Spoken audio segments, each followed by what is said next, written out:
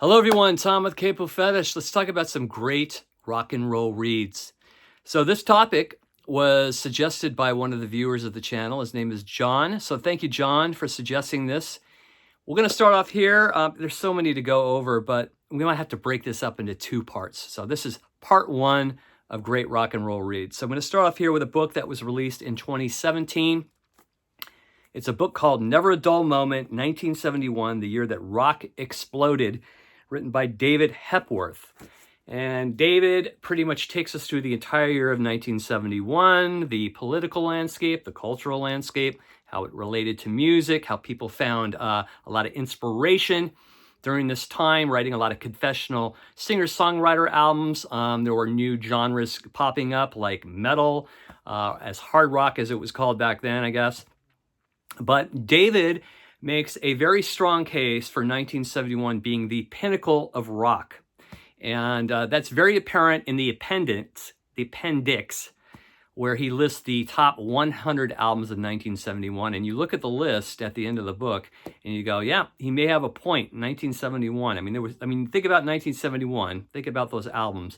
Blue, and you think about, What's Going On, and you think about, there's Zeppelin 4, and on and on and on, all these albums that are still well representative on rock radio, classic rock radio, or just, satellite radio, whatever, in the conscience of many people. 1971 is still really timeless, really, it's still very important.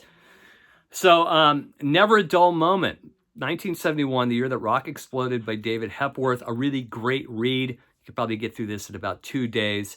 And it's really interesting to read about all the various artists, too, coming up during that period, too, and how they made an impact on music. So great read here in 2017.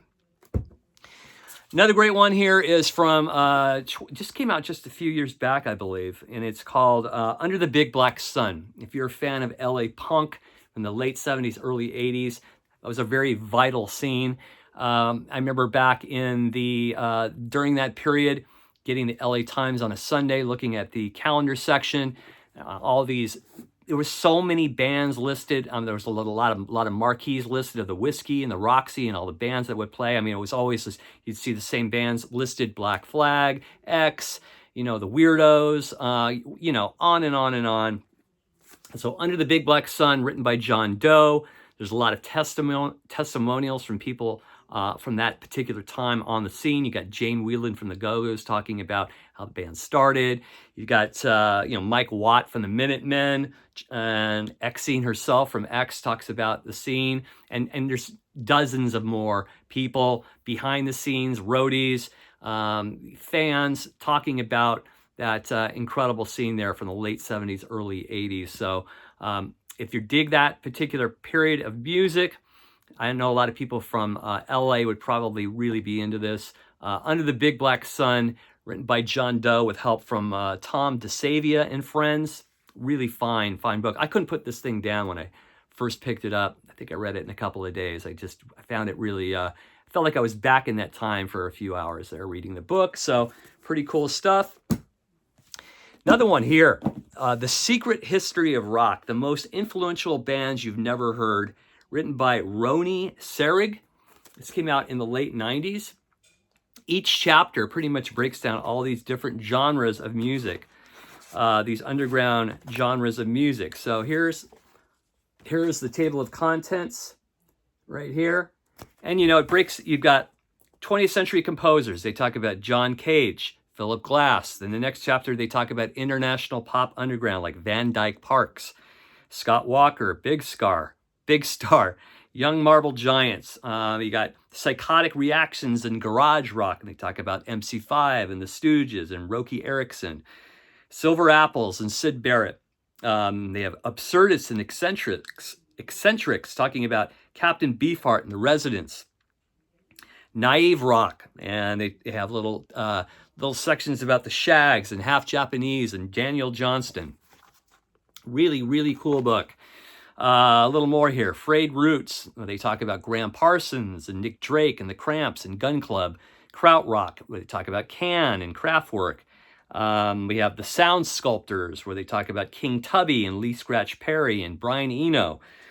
New York Rockers, Suicide Television, and the Feelies, DNA, Swans, Minimalist Funk, Trouble Funk, Liquid Liquid. Post-Industrial, Wasteland, Throbbing Gristle, Birthday Party, Big Black, British Post-Punk, Public Image, Wire, Buzzcocks, The Fall, Gang of Four, and on and on. American Hardcore, The Germs, Black Flag, Dead Kennedys, Minutemen, Husker Du, Bad Brains, Minor Threat, and Avant Punk, Wipers, Mission of Burma, Flipper, Slint. Really, really cool book. If you're a fan of this kind of music, this kind of underground stuff, which I've always loved, you can't go wrong with this book. The Secret History of Rock, the most influential bands you've never heard. Next, this book I really couldn't put down is Chrissie Hynde's autobiography, Reckless, My Life as a Pretender. Talks about her beginnings in Akron, Ohio, how she moved to England, became a writer for the NME, how she formed the Pretenders, how she hung out with people in Malcolm McLaren's group, the sex shop in England.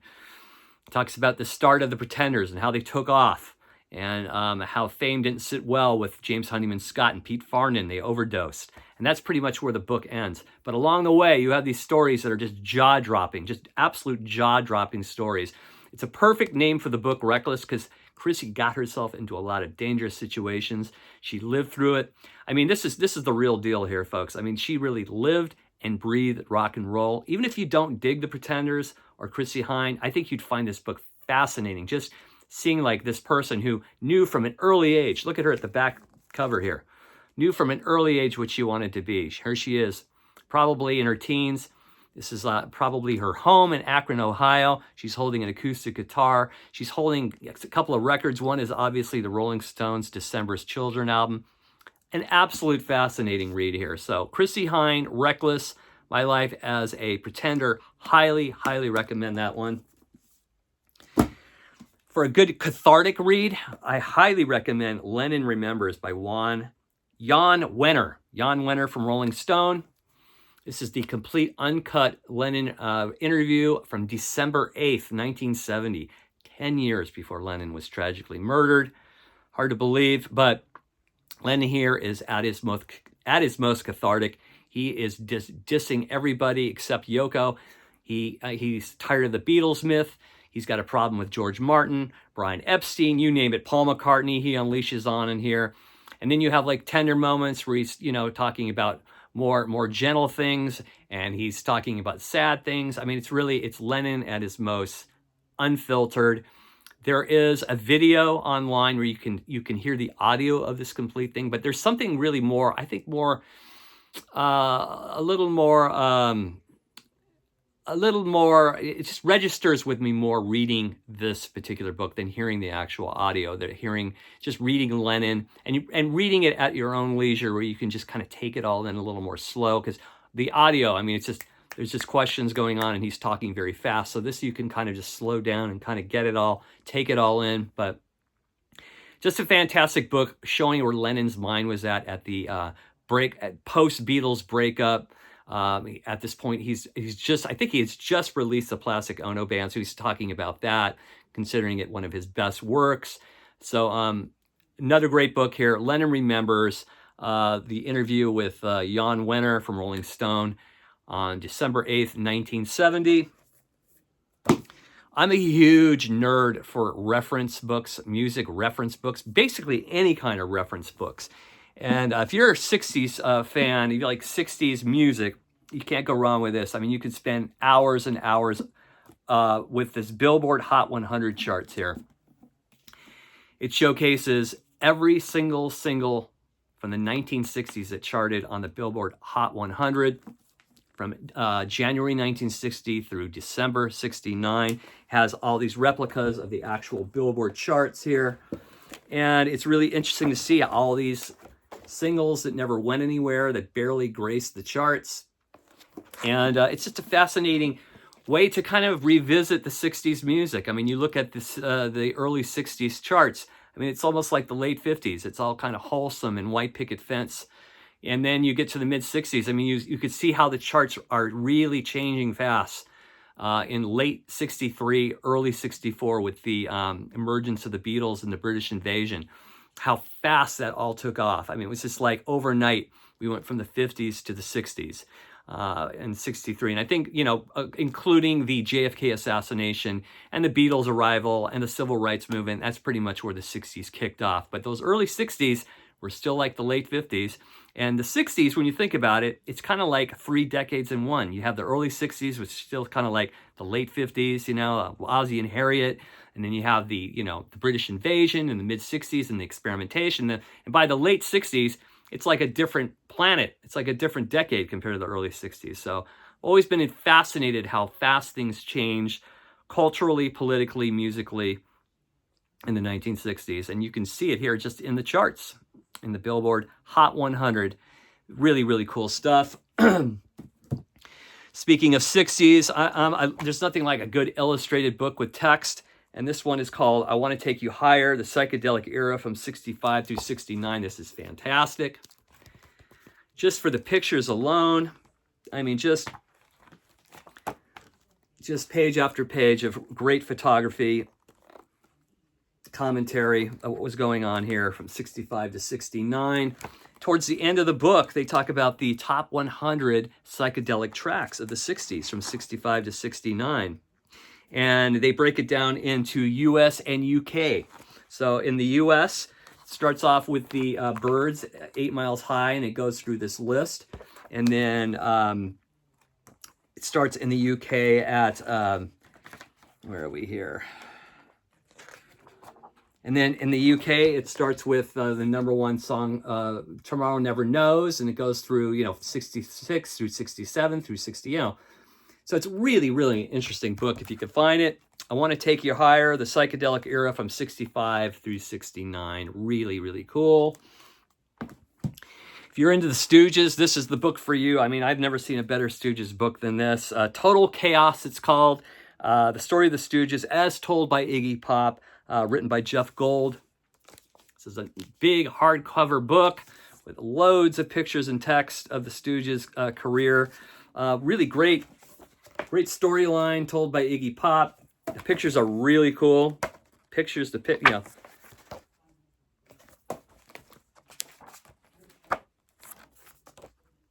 Yeah, it features old newspaper clippings and articles and reviews and live shots and such. So, fantastic stuff here. If you're a Stooges fan, check it out. Total Chaos, the story of the Stooges as told by Iggy Pop. Another one, if you're a huge Kinks fan, I think this might be the ultimate Kinks book as far as just day-by-day activity from 61 through 96. Day-by-day concerts, recordings, and broadcasts. The Kinks All Day and All the Night, written by Doug Hinman. Doug Hinman's written several books on the Kinks over the years. This one is fantastic. It's probably the most complete of the Kinks' work, day by day, where they were at, what studio, what concert venue, what was released on a particular day. There's not a ton of pictures, but as far as information goes, it's really hard to beat. Let's see if we can find a few shots here, a few pictures. Here's a good one of Ray live. I don't know if this is available anymore, but if you could find it and you're a huge Kinks fan, I highly suggest it. I don't think there's a better book on the Kinks, at least as far as like day-to-day activity, studio recordings, tours, charts, all that kind of stuff.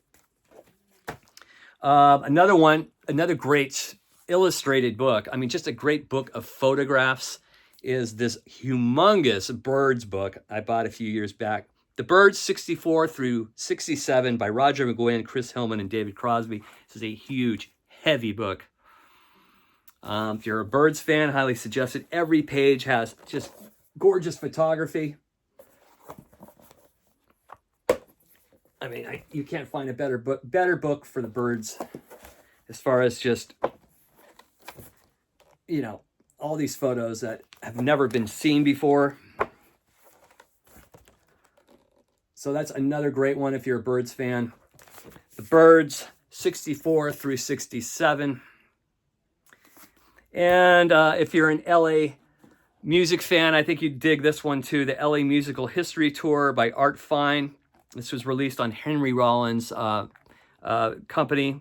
They're called 21361. That's the name of his company. I don't know if it's still around, but this is really just a fun little book. It talks about all the different landmarks and places, things have happened in LA history concerning music. I mean, it goes as far as even showing where Darby crashed from the Journeys, killed himself, just weird stuff. Different places Jim Morrison used to hang out, clubs, a lot of points of reference in LA music history. The LA Musical History Tour by Art Fine, a guide to the rock and roll landmarks of Los Angeles. If you're an XTC fan, look no further than this book. I think this goes a little further than their documentary. This is Pop that came out years back. That was a great documentary, but this digs a little deep, a little further into what made XTC amazing. This is called Chalk Hills and Children. And it really talks more about the beginnings of the band and the dynamic between the band members, Colin Moulding, Andy Partridge. Really cool stuff. Some pictures inside here.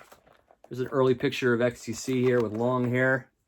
All the guys, except Andy Partridge. He's sporting a short hairdo.